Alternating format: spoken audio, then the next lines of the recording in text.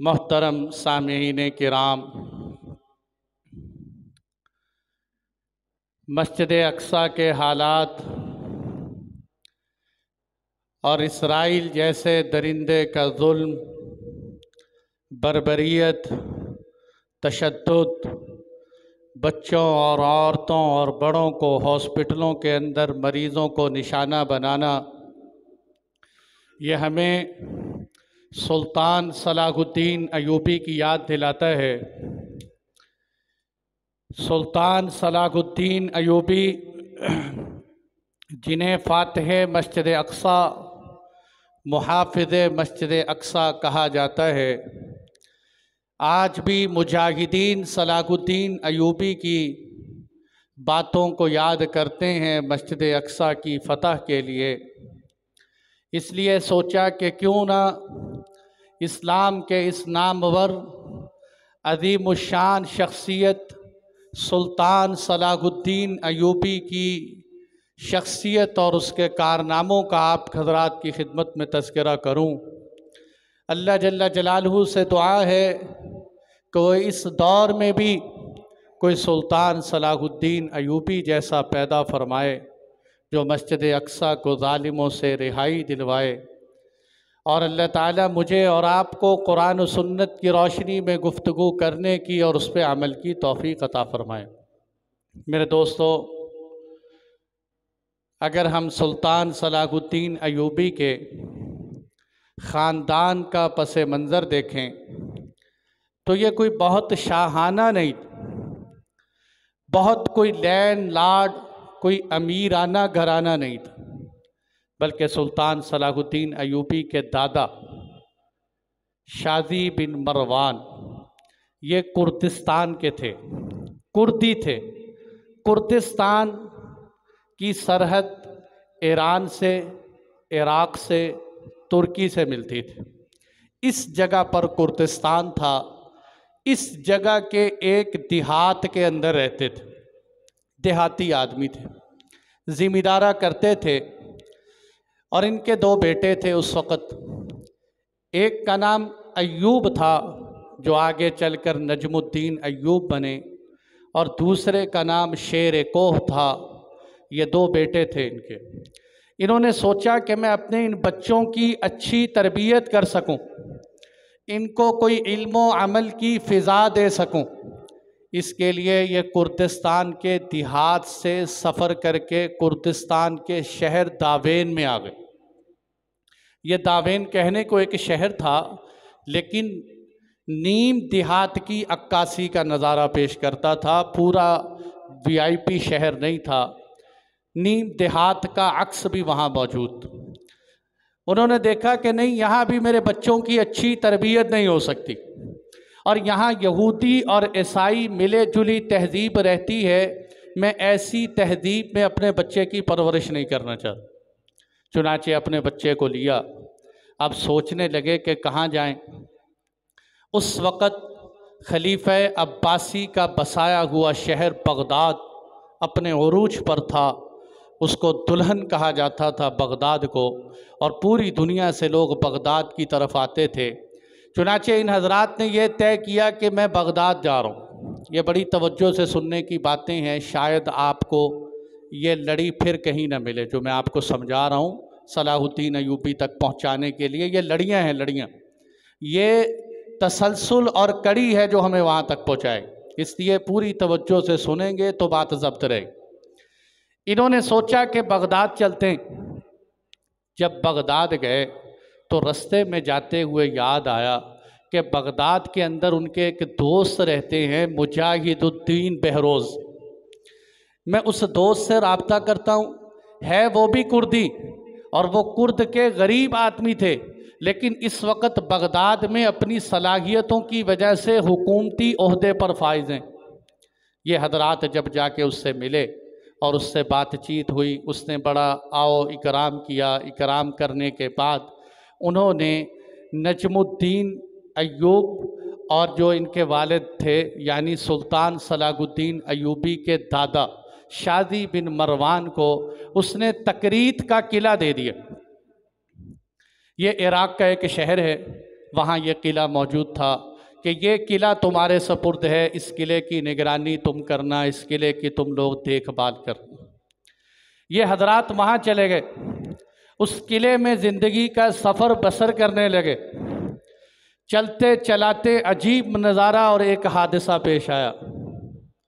वो हादसा कह दें या खुदा की तरफ से सलाहुद्दीन अयूबी की तकदीर के रास्ते अल्लाह ने तय करने थे, तो वहाँ एक हादसा ये पेश आया कि इनके वालिद मोहतरम इंतकाल कर गए। शादी बिन मरवान सलाहुद्दीन अयूबी का दादा फौत हो गए।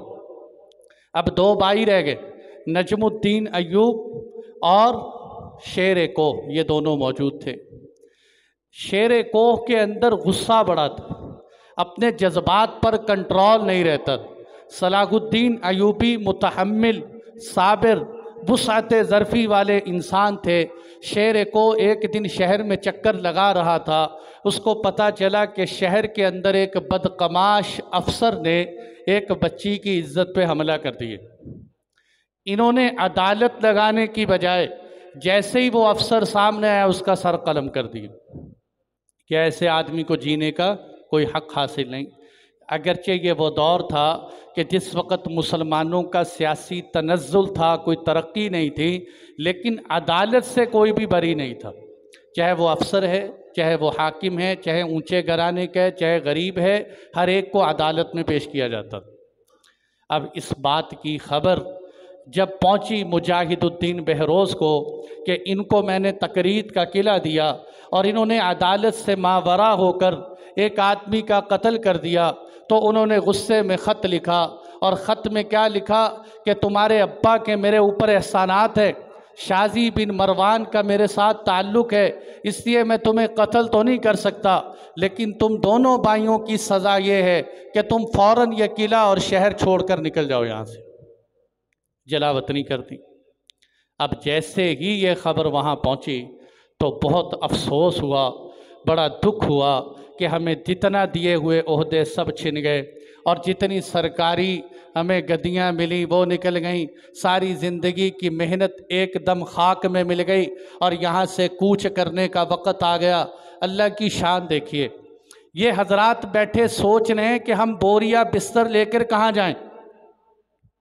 बोरिया बिस्तर लेके कहीं निकलते हैं, परेशानी का आलम है।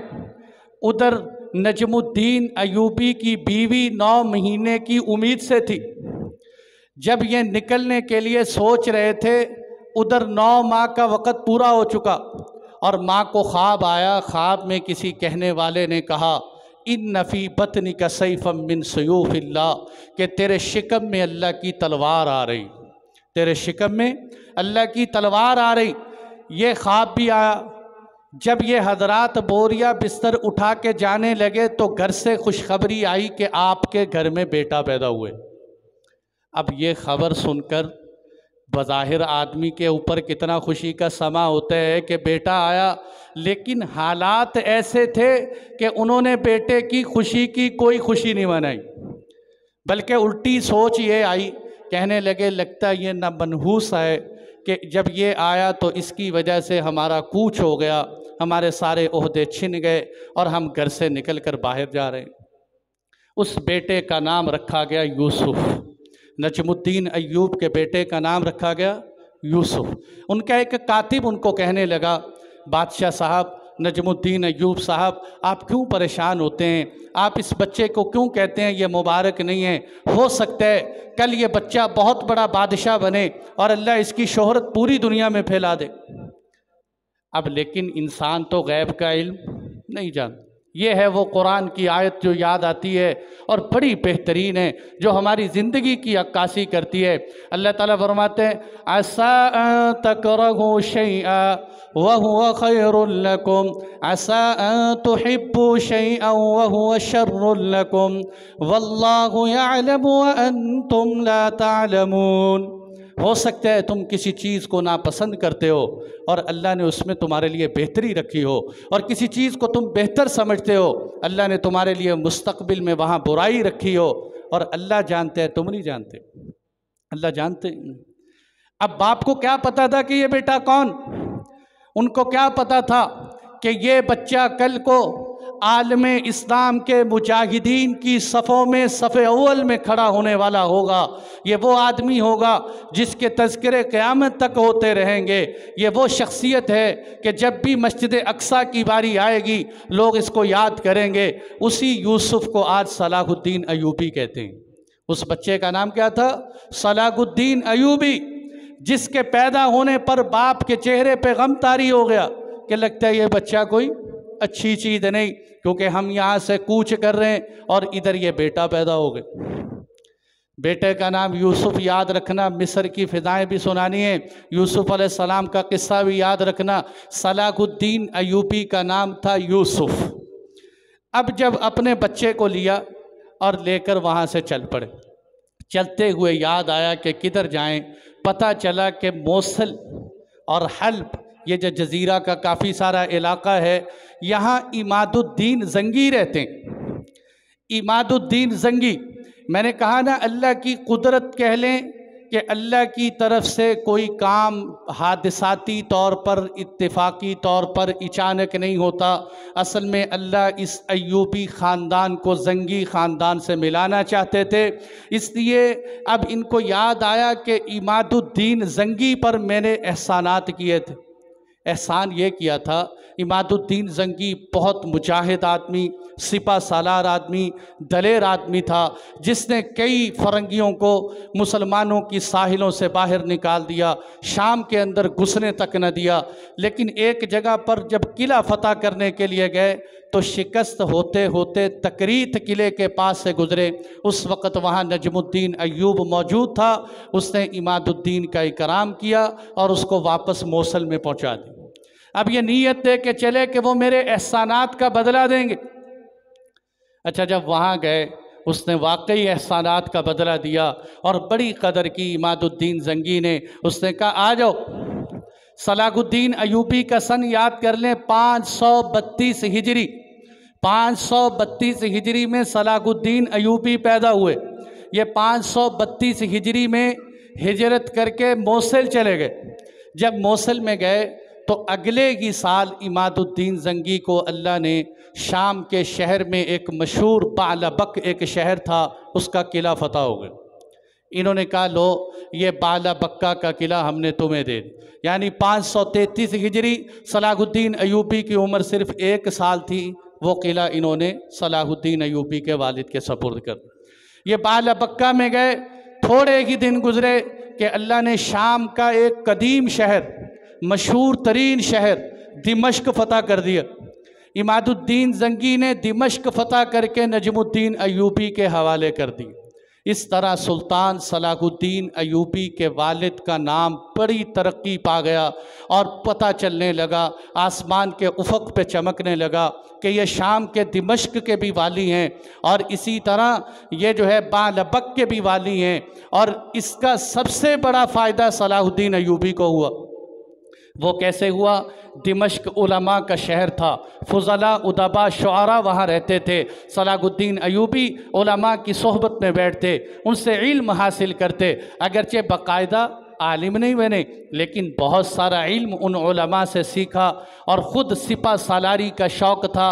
अपने वालिद की ज़ेरे निगरानी फ़ौजी मशक़ें और महारतें सीखते रहे, लेकिन साथ साथ इल्म भी सीखते रहे। अब यहाँ क्या हुआ कि मिस्र, अब ये दूसरी तरफ मैं ले जा रहा हूँ। मिस्र, उस वक़्त का जो मिस्र था, उस मिस्र के ऊपर बनु उबैद की हुकूमत थी। मुश्किल बातें हैं, इंशाल्लाह आगे ज़ब्त कर रहा हूँ इकट्ठी। मिस्र में बनु उबैद की हुकूमत थी।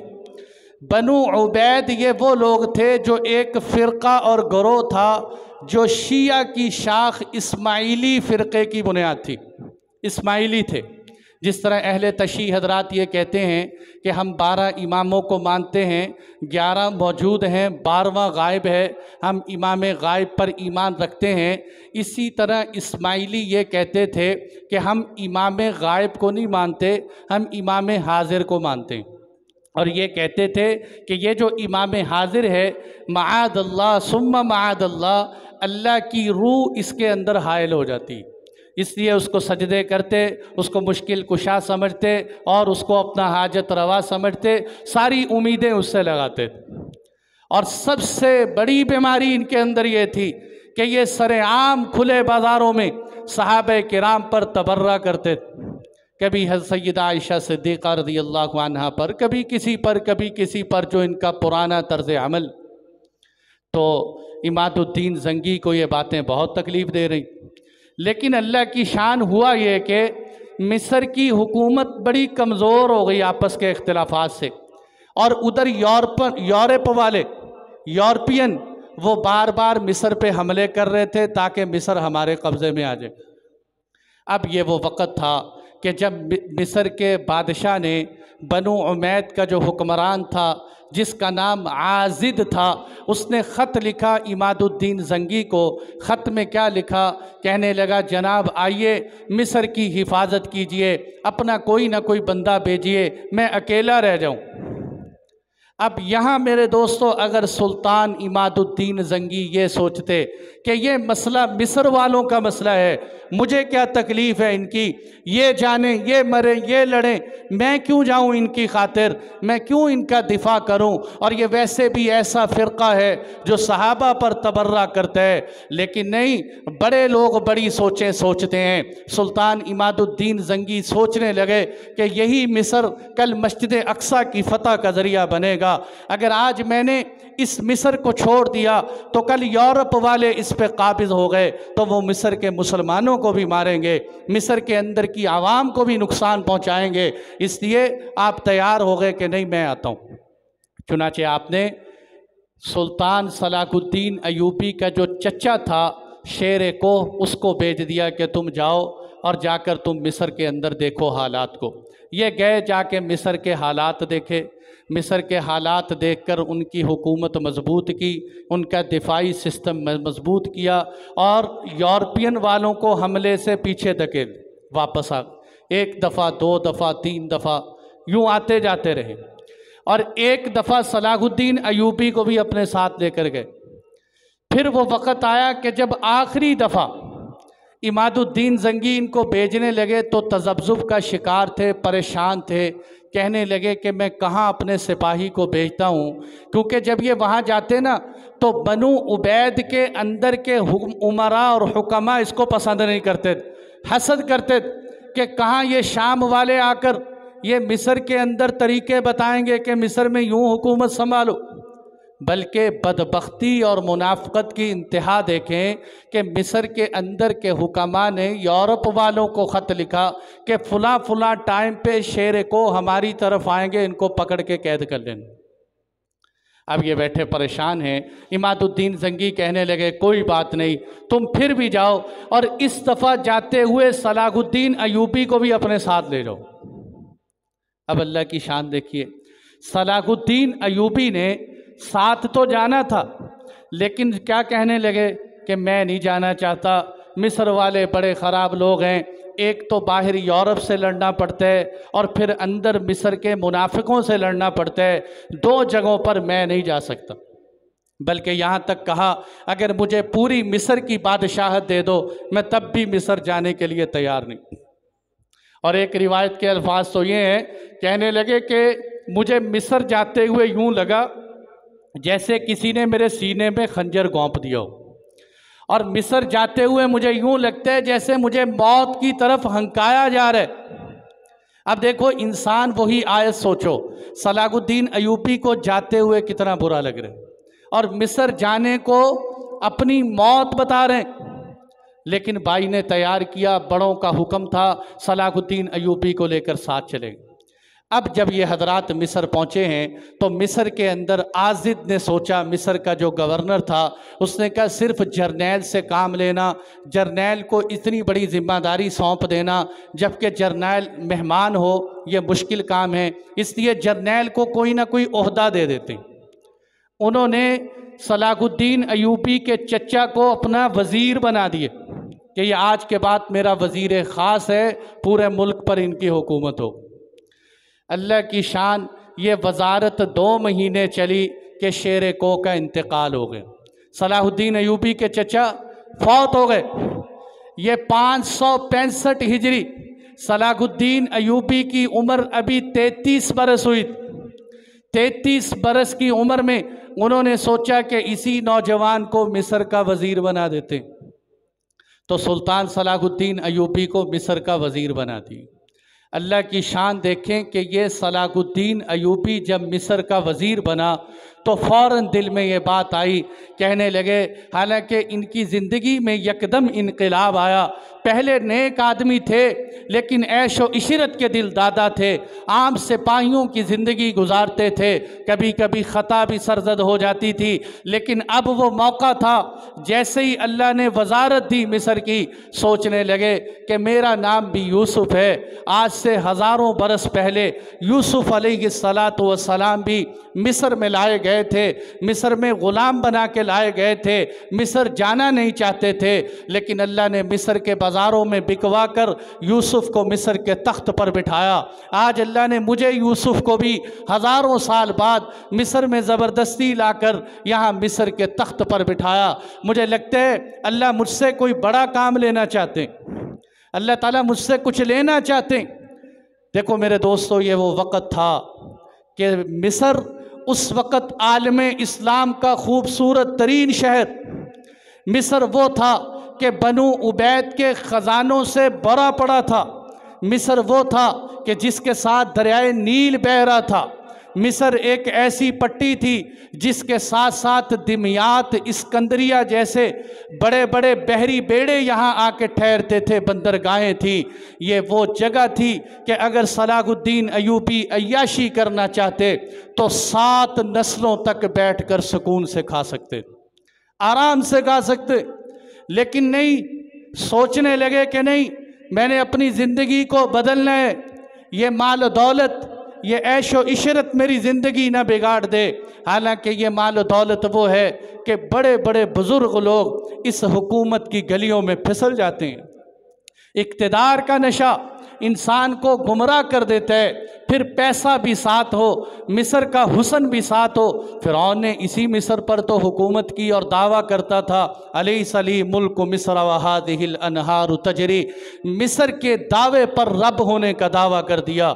आज सलाहुद्दीन अयूबी हैं और रो रहे हैं कि भाई इतनी माल दौलत मिल गई, लगता है अल्लाह मुझसे काम लेना चाहते हैं।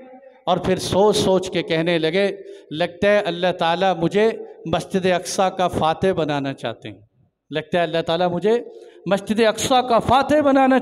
उसी वक़्त से सोच शुरू हो गई। अब यहाँ आप देखें, सलाहुद्दीन अयूबी 2 बादशाहों की ज़ेर निगरानी, उधर इमादुद्दीन जंगी के, इधर मिस्र के अंदर आज़िद की ज़ेर निगरानी थे।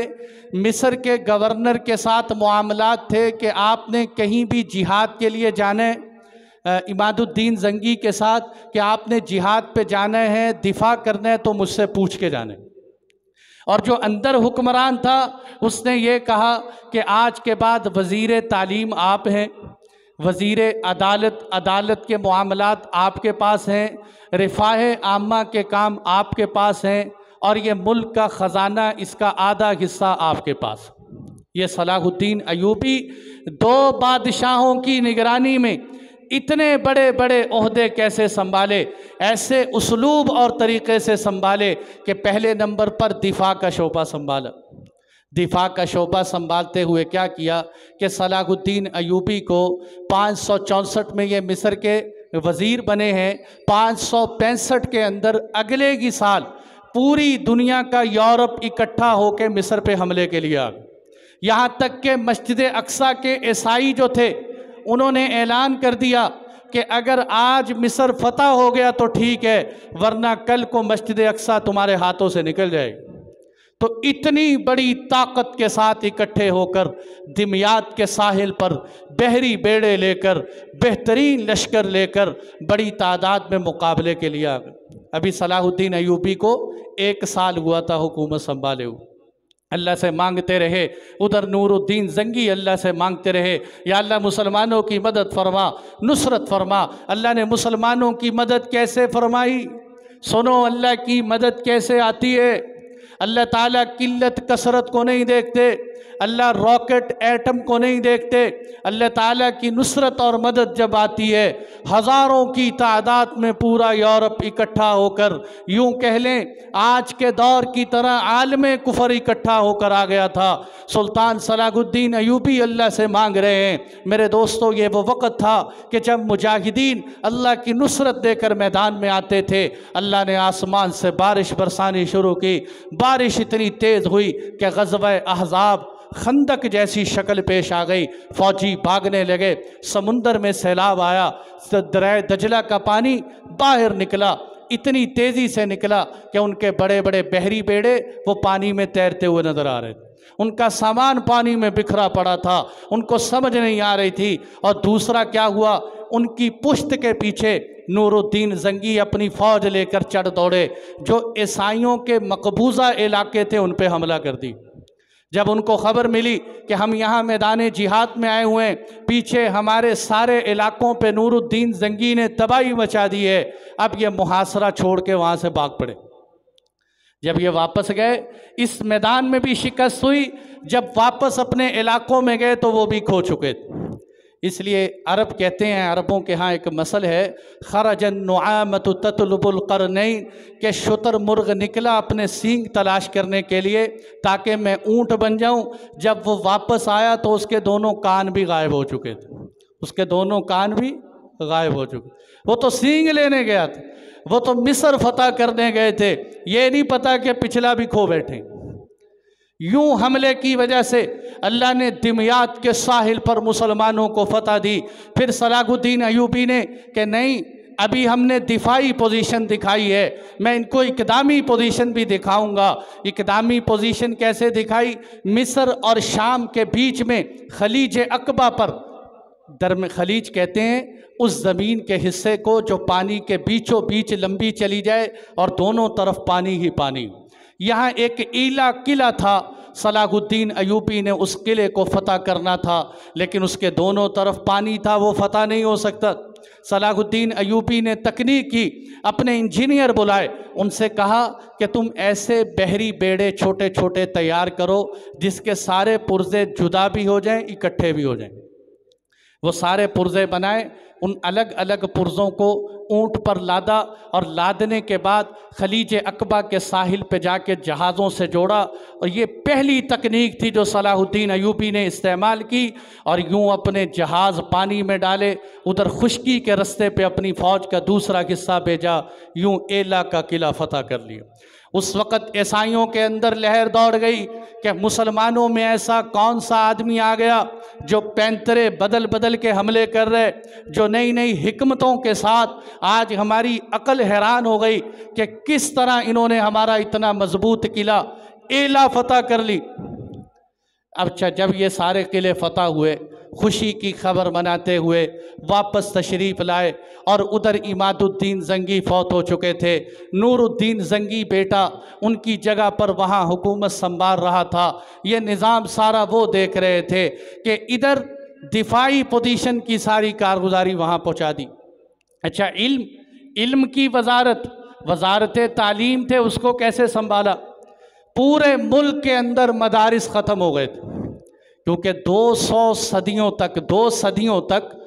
सदियों तक शीयत गालिब आ चुकी, इस्माइली फ़िरका गालिब आ चुका, मदारिस का सिस्टम बिल्कुल ख़त्म हो चुका। इन्होंने आते ही सबसे पहले उलमा को निकाला, जगह जगह मदारिस कायम किए, जिसकी बरकत से अल्हम्दुलिल्लाह हुफ़ाज़ पैदा हुए, उलमा पैदा हुए, अहले इल्म उठने लगे। इसलिए भाइयों, आज भी मदारिस की कदर करो। मदारिस इस्लाम के किले हैं। मदारिस उलमा और हुफ़ाज़ पैदा करके उम्मत के रहबर और रहनुमा पैदा करते हैं। ये मदारिस हैं। सबसे पहले मदारिस का निज़ाम कायम किए। और दूसरे नंबर पर अदालत को जुल्म और सितम से पाक करने के लिए क्या किया कि अदालत का चीफ ऑफ जस्टिस जज उलमा और हुक्मा को बनाया। बड़े बड़े काजी, बड़े बड़े मुफ्ती बना दिए। अदालतों में इंसाफ होना शुरू हो गए। और ये बात याद रखने की है, जहाँ अदालतों में इंसाफ हो, जहाँ वजारत तालीम इस्लाम के मुआफिक हो, समझो उस मुल्क में इस्लाम नाफिज हो चुका है, इस्लाम नाफिज हो चुके हैं। ये हमारे बुनियादी शौबे हैं कि हर आदमी को इसके वक़्त पर इंसाफ मिले, हर शहरी को इंसाफ मिले, हर मुसलमान के छोटे से छोटे बच्चे को इस्लाम के मुवाफिक तालीम मिले। तो उन्होंने तीसरे नंबर पर रफ़ाए आम्मा का काम संभाला और क्या किया, मुल्क के अंदर बग़ैर तफरीक के, क्या शिया क्या सुन्नी, जो भी वहाँ तबका था, हर एक पर अपनी सखावत शुरू कर दी, हर एक पे खर्च किया। पूरा मिस्र सुल्तान सलाहुद्दीन अयूबी की तारीफ़ें करने लगा कि ऐसा नेक दिल आदमी, ऐसा सखी आदमी तो हमने कभी अपनी नस्लों में नहीं देखा, कि इतनी बड़ी सखावत। और यूं जाके पूरे मिस्र पर कंट्रोल शुरू कर दी। और फिर क्या हुआ कि ख़बरें पहुंचाते रहे नूरुद्दीन जंगी रहमतुल्लाह अलैह को कि अल्हम्दुलिल्लाह मिस्र यूं फतह हुआ, मिस्र इस तरह हो गया, मिस्र इस तरह हो गया। एक हादिसा पेश आया वहाँ, और ये हादिसा सुनाने से पहले मैं आपको नूरुद्दीन जंगी की बात सुना दूं, ताकि आखिरी बात फिर आपको सुनाऊं। यहाँ नूरुद्दीन जंगी जो ये चाहते थे कि मैं अपनी ज़िंदगी के अंदर की मस्जिद अक्सा फ़तह कर लूँ, नूरुद्दीन जंगी अपनी ज़िंदगी के अंदर मस्जिद अक्सा फ़तह नहीं कर सके। मैं इनकी ज़िंदगी के कुछ अहवाल सुनाकर फिर सलाहुद्दीन अयूबी और इनकी एक बात सुनाकर आलम इस्लाम को पैगाम दूँगा। नूरुद्दीन जंगी बड़ी ख्वाहिश थी कि काश मैं अपनी ज़िंदगी के अंदर मैं मस्जिद अक्सा फ़तह कर लूँ, लेकिन 58 बरस की ज़िंदगी गुजारने के बाद 569 हिजरी के अंदर नूरुद्दीन जंगी दुनिया से चले गए। नूरुद्दीन जंगी वो नेक दिल बादशाह थे जो सारा दिन शाह सवारी करते थे, रात को मुसल्ले पे बैठ के देर देर तक रोते थे। नूरुद्दीन जंगी वो बादशाह थे कि मुसलमानों के दिलों पे हुक्मरानी थी, मुसलमानों की घरों में मर्द औरतें बच्चे नूरुद्दीन जंगी की फ़तह की दुआएं किया करते थे। नूरुद्दीन जंगी वो थे कि जिनका नाम जुमे के खुतबों के अंदर हरमैन शरीफैन के अंदर लिया जाता था। नूरुद्दीन जंगी वो थे कि जिसने बड़े बड़े गुस्ताखों को इबरत का निशान बनाया, फ़रंगियों को अपने मुल्क से शिकस्त दे दी। एक दिन बैठे अपने अमीर के पास, अपने एक अमीर को बुलाया, उससे बातचीत कर रहे हैं। कहते ये दुनिया ख़त्म होने वाली है, ये नापायदार है, एक दिन सब ने दुनिया से चले जाना है। वो कहने लगा बादशाह सलामत ऐसी बात ना करो, अगले साल हम फिर मिलेंगे। कहने लगे भाई क्या कहते हो, अगले साल मिलेंगे? ये नहीं पता कि मैं तुम्हें अगले महीने भी मिल सकूँगा कि ये नहीं मिल सकूँगा। ये बात करने के ठीक 11 दिन बाद नूरुद्दीन जंगी दुनिया से तशरीफ़ ले गए। 11 दिन बाद कि पता नहीं मैं तुमसे अगले महीने मिल सकूँगा कि नहीं, तो 1 साल की बात कर रहे। नूरुद्दीन जंगी रहमतुल्लाह अलैह के अजब कारनामों में से ये था कि जाहिदाना ज़िंदगी थी, हालांकि बहुत बड़ी सल्तनत थी आपकी। ज़ुहद का आलम यह था कि माले गनीमत की तरफ तवज्जो ही नहीं देते। बीवी कहने लगी कि मेरे घर का ख़र्चा नहीं चलता, इतने बड़े ख़जाने भरे पड़े हैं, तो कोई थोड़े बहुत पैसे हमें भी ला के दे दो। कहने लगे नहीं, मेरी हिम्स के अंदर 3 दुकानें हैं, वो तुम ले लो, उसका किराया वसूल करना। सालाना 20 दिनार उस दुकानों के आते थे। बीवी कहने लगी इससे गुजारा नहीं होता। आगे से क्या कहा, कहने लगे गुजारा होता है तो ठीक है, नहीं गुजारा होता तब भी गुजारा करो। इन नूरुद्दीन जंगी से ये तवक्को न रखना कि वो मुसलमानों के माल से पैसे निकाल कर जहन्नुम का सौदा कर ले, मैं ऐसा नहीं कर सकता। इन लोगों के हाथों अल्लाह फतूहात देते हैं, इन लोगों पे अल्लाह की रहमत नुसरत उतरती है, जो कौम के ख़जाने को अमानत समझते हैं, जो ख़यानत नहीं करते। ये मैं सारी सिफ़ात इसलिए सुना रहा हूँ, सिर्फ हिस्ट्री नहीं सुना रहा आपको, मैं ये साथ साथ इसलिए चला रहा हूँ कि ताकि हमें पता चले आज हमारी ईमानदारी कहाँ है, हमारे फातिहीन की ईमानदारी कहाँ थी। और ऐसा हाल था ज़िंदगी का कि हर वक्त लंबी लंबी नवाफिल सारी सारी रात तहज्जुद में गुजर जाती। बल्कि उनका ईसाइयों का एक बहुत बड़ा किला था हारिम, वो किला फ़तह नहीं हो रहा, उस किले पे बार बार मुहासरा हो रहा था। जब मुहासरा होते हुए फ़तह न हुआ तो क्या हुआ कि नूरुद्दीन जंगी एक पहाड़ की चोटी पे चढ़ गए, वहाँ जाके नवाफिल पढ़ते हुए सजदे में गए, अपनी पेशानी को ज़मीन पर रगड़ने लगे। अल्फाज सुनना, अपनी पेशानी को ज़मीन पर रगड़ते हुए कहने लगे, या अल्लाह ये है तेरा बंदा, ये है मुसलमान तेरे दोस्त, ये है तेरा बंदा, ये है तेरे दोस्त, या अल्लाह ये है तेरा बंदा और वो खड़े हैं तेरे दुश्मन। ऐ अल्लाह तू सलाहुद्दीन अयूबी की मदद कर न कर, लेकिन अपने दोस्तों को अपने दुश्मनों पे गालिब कर दे, अपने दोस्तों को अपने दुश्मनों पे गालिब कर दे। ये अल्फाज मैं उनके सुना रहा हूँ, मैं कहूँ तो बेअदबी है, जो अल्फाज उन्होंने कहे मैं उनके सुना रहा हूँ। कहने लगे, या अल्लाह नूरुद्दीन जंगी कहाँ इस काबिल है, इसकी हैसियत तो एक कुत्ते की तरह है, इसकी तू मदद कर या ना कर, ए अल्लाह तू मुसलमानों की मदद फरमा दे। अल्लाह के सामने ऐसी आहोजारी, या अल्लाह इनकी मदद फरमा दे। अल्लाह ने हारिम का किला फतह कर दिया।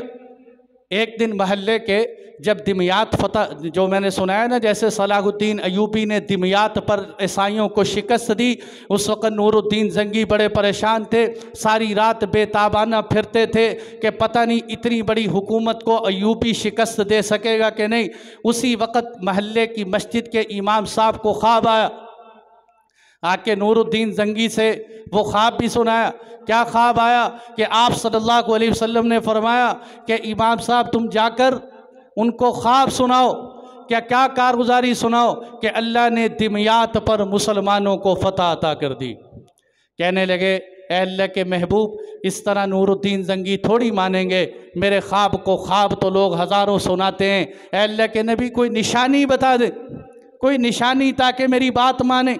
आप सल्लल्लाहु अलैहि वसल्लम ने फरमाया, निशानी ये है कि उनको जाके बताना जो हारिम के किले के फतह करने के वक़्त पहाड़ की चोटी पर नूरुद्दीन जंगी ने अल्लाह से बातें की थी, वो बातें जाकर उनको बताना। ये गए और जाकर उनसे कहने लगे, सुल्तान मुबारक हो, अल्लाह ने दिमियात फतह कर दिया। वो कहने लगे, मैं तुम्हारी बात नहीं मानता, कोई निशानी बताओ। कहने लगे, जनाब निशानी ये है कि आप हारिम किला फतह करते वक़्त पहाड़ की चोटी पर अल्लाह के सामने ये कह रहे थे, या अल्लाह मैं तेरा बंदा, ये मेरे दोस्त हैं, या अल्लाह मैं तेरा बंदा, ये तेरे दुश्मन हैं, अपने दोस्तों को दुश्मनों पे गालिब कर दे। उन्होंने वो कुत्ते वाले अल्फाज नहीं बोले। इमाम साहब हिचक रहे थे, महसूस कर रहे थे कि मैं क्यों बोलूँ बेअदबी के अल्फाज। कहने लगे, तूने बात पूरी नहीं की, तूने बात पूरी नहीं की, बात पूरी दोहराओ। कहने लगे, जनाब मेरे अंदर हिम्मत नहीं कि मैं बात दोहरा सकूं। कहने लगे, नहीं बात पूरी कर। बार बार इसरार करने पर कहने लगे कि आपने वहाँ ये भी कहा था कि अल्लाह मैं तो एक कुत्ते की तरह हूँ, मेरी मदद कर या ना कर, मुसलमानों की मदद कर दे। कहने लगे, रोने लगे, हाँ अब तूने बात पूरी की। ये वो लोग थे जो तख्त पर बैठे हुए एक आम फ़कीराना ज़िंदगी गुजारते थे, जो अपने आप को कुत्ता कहते हुए अल्लाह के दरबार में हिचकिचाते नहीं थे। ऐसे लोगों पर अल्लाह अपनी फतूहात के दरवाज़े खोलते। तो ये इनका दुनिया से जाना एक बहुत बड़ा सदमा। अब वो जो मैं आपको बीच में एक बात छोड़ कर आया, और ये बहुत बड़ा पैगाम है।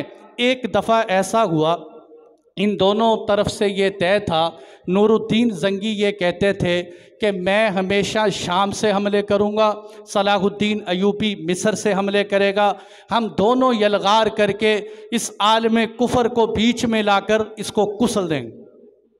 ये कुचलेगा तो अल्लाह के फजल से इस्लाम गालिब आ जाए।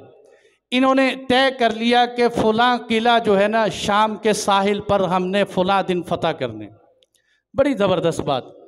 इधर से सलाहुद्दीन अयूबी चले उस किले को फतह करने के लिए, उधर से नूरुद्दीन जंगी चले। साल हा साल गुजर गए थे, आपस में मुलाकात नहीं हुई।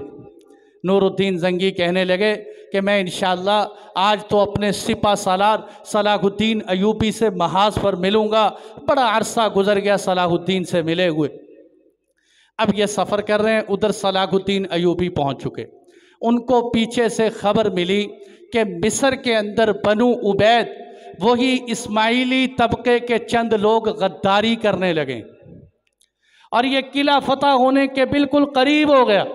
किले वालों ने यहाँ तक कह दिया कि हमें 10 दिन का टाइम दे दो, हम 10 दिन बाद किला आपके हवाले कर दें। लेकिन सलाहुद्दीन अयूबी समझते थे कि कहीं किला फतह करते हुए मिस्र हाथ से ना निकल जाए। आप किले को फतह किए बगैर ख़त लिख दिया नूरुद्दीन जंगी के नाम कि मैं मजबूरी की वजह से ये किला छोड़कर वापस मिस्र जा रहा हूँ। नूरुद्दीन जंगी ने जब ये ख़त पढ़ा तो उनको बड़ा गुस्सा कि मैं तो इनसे मिलना चाहता, मैं तो इनसे तय करना चाहता था कि हमने किस तरह पूरे आलम कुफर को कुचलने और कब मस्जिद अक्सा को फतह करने, ताकि मेरी ज़िंदगी ख़त्म हो रही है, मैं जल्द से जल्द मस्जिद अक्सा को फतह कर लूँ और यहाँ सलाहुद्दीन अयूबी मुझे अकेले छोड़कर वापस चले। नाराज़ हो गए। इसी नाराज़गी के आलम में ये ख़बर फैल गई कि नूरुद्दीन जंगी मिस्र पे हमला करने लगे।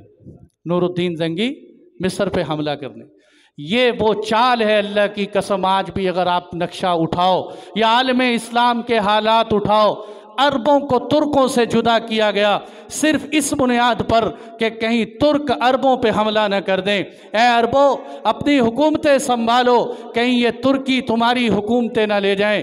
ए मिस्र वालों, फ़लस्तीन वालों से बचो, फ़लस्तीन वालों मिस्र वालों से बचो, मिस्र वालों सऊदीया से बचो। इस तरह आलम इस्लाम को जुदा जुदा किया गया। ये वो वक़्त था कि जब इस्लाम के दो सिपा सालार आपस में भिड़ जाते। एक तरफ नूरुद्दीन जंगी थे, दूसरी तरफ सलाहुद्दीन अयूबी थे। बात ये फैल गई नूरुद्दीन जंगी मिस्र पे हमला करने के लिए आ रहे हैं। जब ये खबर फैली तो दरबार लगा, मशवरा किया क्या किया जाए। सलाहुद्दीन अयूबी के भतीजे तकीउद्दीन उमर थे, छोटी सी उम्र थी, नौजवान थे, खड़े हो गए। कहने लगे क्या हुआ, अगर नूरुद्दीन जंगी हमला करेगा तो हम भी हमला करेंगे, हम मुकाबला करें। गर्म जोश और खून के अंदर गरमाइश जज्बात, हम भी मुकाबला करें। बाकी सब सिपाही तईद करने लग गए कि नूरुद्दीन जंगी का एहतराम उस वक़्त तक था जब तक वो वहाँ था, यहाँ कौन सा एहतराम। अभी ये बात चल रही थी, एक बूढ़ा आदमी, एक उम्र रसीदा आदमी सलाहुद्दीन अयूबी के वालिद मोहतरम नजमुद्दीन अयूबी खड़े हुए, जिन पे नूरुद्दीन जंगी के बराह रास्त एहसानात थे। खड़े होकर कहने लगे अपनी ज़ुबानें बंद करो, तुम किसके खिलाफ साजिशें करने का सोचते हो। वो आदमी के जिसने हमारे ऊपर एहसानात किए।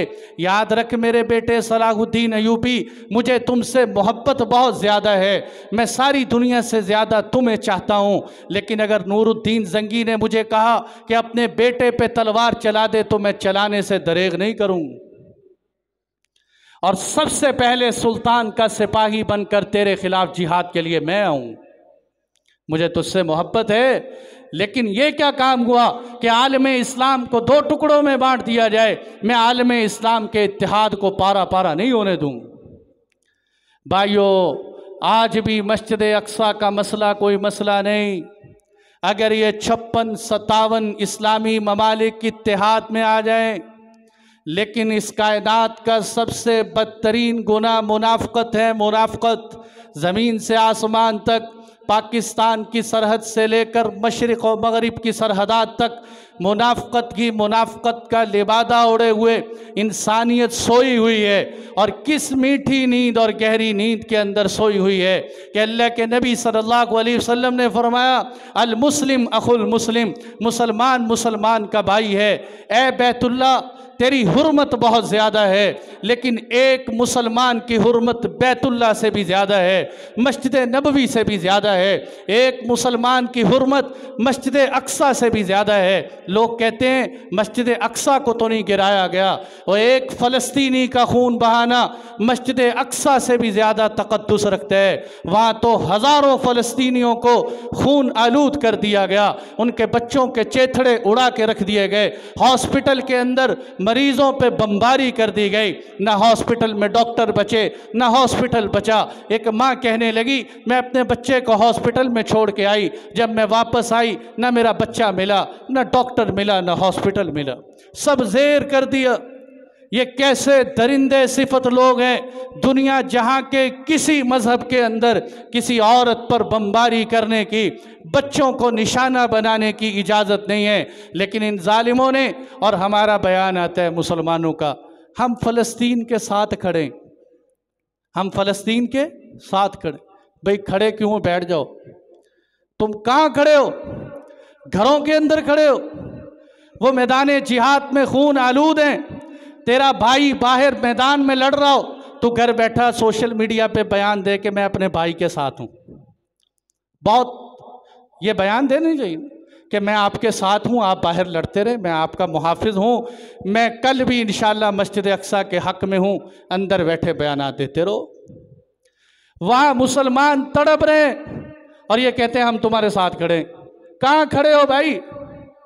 और खुदा के वास्ते, और मैं किसी को क्या कहूँ, अपने पाकिस्तान को मुतवज्जे करके कहता हूँ भाइयों, लोग मुझे कहते हैं मुफ्ती साहब सख्त बात ना करो, कोई बात नहीं, एक जान है अल्लाह के सपुर्द है। अगर हमारे फ़लस्तीनी भाई इतनी जानों का नजराना अल्लाह के दरबार में पेश कर सकते हैं, वो भी किसी माँ के लखते जिगर हैं कि नहीं? उनका भी तो कोई बाप है कि नहीं? वो भी तो रिश्तेदार और कुंबा और कबीला रखते हैं। एक ख़ानदान के 17 अफराद को उड़ा के रख दिया, पूरा पूरा कबीला तबाह कर दिया गया। ओ उम्मत मुस्लिमा, खुदा के वास्ते मुत्तहिद हो जाओ। ये पाकिस्तान की अदीमुशान फ़ौज कब काम आएगी? ये वो मौका है। खुदा के वास्ते हाफिज़ साहब की खिदमत में दरख्वास्त करनी चाहिए कि अल्लाह के वास्ते इनको इस्तेमाल करो, ये कहीं जंग आलूद ना हो जाए। सारी उम्मत को ये तवक्को दी हुई है कि हम एटम तकते हैं, हम ताकत रखते हैं। ये ताकत कहीं क़यामत के दिन तुम्हें अल्लाह के नबी के दरबार में पकड़ा न दे। फ़लस्तीन की एक बच्ची पुकारते हुए अफ़गानिस्तान के सफ़ीर को कह रही थी, ओ अफ़गानिस्तान वालों, हमारी मदद के लिए आओ। अगर आज तुमने हमें अकेला छोड़ दिया तो क़यामत के दिन मुहम्मदुर रसूलुल्लाह के दरबार में हम सारी उम्मत का गिरेबान पकड़ेंगे, हम गिरेबान पकड़ेंगे। यह मस्जिद अक्सा सिर्फ फ़लस्तीन की नहीं, ये तुम्हारी भी है। वो शब मेराज की जगह सिर्फ फ़लस्तीन की नहीं, तुम्हारी भी है। वो सरज़मीन अंबिया सिर्फ उनकी नहीं, तुम्हारी भी है। वो मस्जिद अक्सा यहाँ अल्लाह के नबी की सवारी बांधी गई, सिर्फ उनकी नहीं, तुम्हारी भी है। यहाँ क़यामत का मैदान कायम होगा, यहाँ से रोज़े महशर कायम होगा। वो सरज़मीन शाम है, यहाँ अल्लाह ने नबियों को उतारा। यहाँ हज़रत मरियम तशरीफ़ लाई, हज़रत ईसा अलैहिस्सलाम तशरीफ़ लाए, हज़रत ज़करिया, हज़रत यहया, हज़रत ईसा, हज़रत मूसा, हज़रत इब्राहीम अलैहिस्सलाम, बेशुमार अंबिया किराम यहाँ तशरीफ़ लाए। कुरान जिसको कहते हैं सुबहानल्लज़ी असरा, सुबहान से कुरान जिसका तज़किरा करते हैं, इलल मस्जिदिल अक्सा, कुरान उसको मस्जिद अक्सा कहते हैं। कुरान उसके इर्द गिर्द की ज़मीन को बाबरकत ज़मीन कहते हैं, लेकिन जालिमों ने उसी ज़मीन को खून से लथपथ कर दिए, बेशुमार खून बहा दिए। और भाइयों, मुत्तहिद हो जाओ। नहीं मुत्तहिद होगे तो आलमे कुफर का डंडा तुम्हें मुत्तहिद कर देगा। खुद मुत्तहिद हो जाओ, खुद मुत्तहिद होकर मैदान में निकल आओ। मैं तो कभी कभी जी में सोचता हूँ कि शर्म आती है अपने आप को मुसलमान और मोमिन कहते हुए। उसको मुसलमान और मोमिन कहने का कोई हक़ नहीं कि मगरिब के अंदर अगर किसी एक मुसलमान को कांटा लगे और मशरिक़ के मुसलमान को तकलीफ़ ना हो। हाँ, तकलीफ़ ही ना हो। खाने उतर रहे, कौम टीवी पे बैठी मैच देख रही जी, हम दिल में दर्द रख के मैच देख रहे हैं पाकिस्तान का। ये कोई तलवार चल रही, ये मैदान जिहाद सजा हुए जिसके आगे हम बैठे। और खुदा के बंदो, कम अज़ कम अल्लाह के सामने हाथ उठा के कोई आंसू तो चेहरे पे बहा दो, कोई रो तो लो। मैं मिंबर पे एक मौलवी हूँ, बैठ के रो ही सकता हूँ, तकरीर ही कर सकता हूँ। मेरे हाथ में क्या है? जिनके हाथ में ताकत और इख्तियार है वो उस वक़्त मुनाफ़क़त की नींद लेकर सोए हुए हैं, उनको जागने की ज़रूरत है। तो मैं वाक़या सुना रहा था, बीच में ऐसे ही दर्द उबल आया। मैंने बड़े तहम्मुल के साथ आया था कि आज मैंने बोलना नहीं, लेकिन फिर बात निकल जाती है। यकीन जानो, उनके हालात देखकर खाना हलक से नीचे नहीं उतरता। मैं उस दिन चाय पी कर, चाय हाथ में ली और फ़लस्तीन के हालात देखने लगा। जब मैंने हॉस्पिटल को देखा, सारा खून से भरा हुआ है, दिल नहीं किया कसम से चाय पीने को। किस तरह बेचारे, एक बच्चा आपके घर में, आपका बेटा है, आपका लखते जिगर, रात को आह कर दे, आह, पूरी फैमिली को नींद आती, दौड़ो भागो, देखो बच्चे को क्या हो गया। 700 से भी ज्यादा बच्चे, मासूम तरीन बच्चे, दूध पीते बच्चे, जालिमों ने किसी का बाजू उड़ गया, किसी की टांग उड़ गई, किसी के सीने के टुकड़े टुकड़े हो गए। ओ भाइयों, बहुत ज़रूरत है। पता नहीं क्यों अल्लाह की नुसरत और मदद हम पर रुकी हुई है। वजह यह है कि हम ही मुसलमान नहीं हैं। अल्लाह की रहमत का दरबार आज भी वही है। काश हम मांगने वाले होते, अल्लाह की नुसरत को मैदान में उतरवाने वाले होते। काश आज भी, मैं तो कहता हूँ लगता है मोहम्मद बिन कासिम हमारे जैसों में आने वाले नहीं हैं। हम इस कदर खुश नसीब नहीं हैं कि मोहम्मद बिन कासिम हमारे अंदर आएँ। मैं तो कभी कभी उकता के यही कह देता हूँ, या अल्लाह हज्जाज ही भेज दे। हज्जाज बिन यूसुफ जालिम था, बदबख्त था, लेकिन उसके दिल में भी उम्मत मुस्लिमा का दर्द इतना था कि वहाँ बैठकर सिंध के अंदर राजा दहर ने एक बच्ची को कैद किया। उस बच्ची को छुड़ाने के लिए हज्जाज बिन यूसुफ ने पूरा लश्कर धौंस दिया। मोहम्मद बिन कासिम अपने भतीजे और दामाद को भेजा कि जाओ जाकर उस बच्ची की हिफाजत करो, उसकी पुकार सुनो। आज कितनी बच्चियां हमारी तरफ मुंह कर कर के पुकारती हैं, और पाकिस्तान वालों और अफ़गानिस्तान वालों और 56-57 इस्लामी ममालिक वालों, आओ मस्जिद अक्सा तुम्हें पुकारती है, तुम्हारा किबला तुम्हारी मीरास है, ये तुम्हारे बड़े तुम्हारे सपुर्द करके गए थे, तुम कहाँ चले गए। इत्तेहाद, अब यहाँ इत्तेहाद की वो बात बीच में रह गई कि जब नूरुद्दीन जंगी को के बारे में ये खबर फैल गई कि नूरुद्दीन जंगी सलाहुद्दीन अयूबी के मिस्र पर हमला करने वाले, और दरबार में मशवरा हो रहे, दरबारियों की राय ये थी कि नहीं भाई हमला करो, वो हमला करेंगे हम भी हमला करेंगे। सलाहुद्दीन अयूबी के वालिद नजमुद्दीन अयूबी कहने लगे हरगिज़ नहीं, हम उनका मुकाबला नहीं करेंगे, बल्कि सबसे पहले मैं उसका सिपा सालार बन के तेरी गर्दन उड़ाऊँ। और पता क्या कहा, ये कसम से कैसे लोग थे, कहाँ से तलाश करके लाएं ऐसे लोगों को।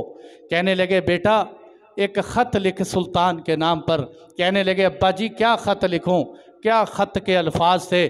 ख़त में लिखा, सुल्तान नूरुद्दीन जंगी आलिए मोहतरम की खिदमत में अर्ज़ है, मुझे इतला मिली है आप मिस्र पे हमला करना चाहते हैं, आप इतनी तकलीफ़ क्यों उठाते हैं, आप मिस्र पे हमला करना चाहते हैं, आप अपने एक अदना से ग़ुलाम को भेजो कि जो एक हथकड़ियाँ हाथ में लेके आए, मेरे गले में पटा डालकर मुझे आपके दरबार में पेश कर दे।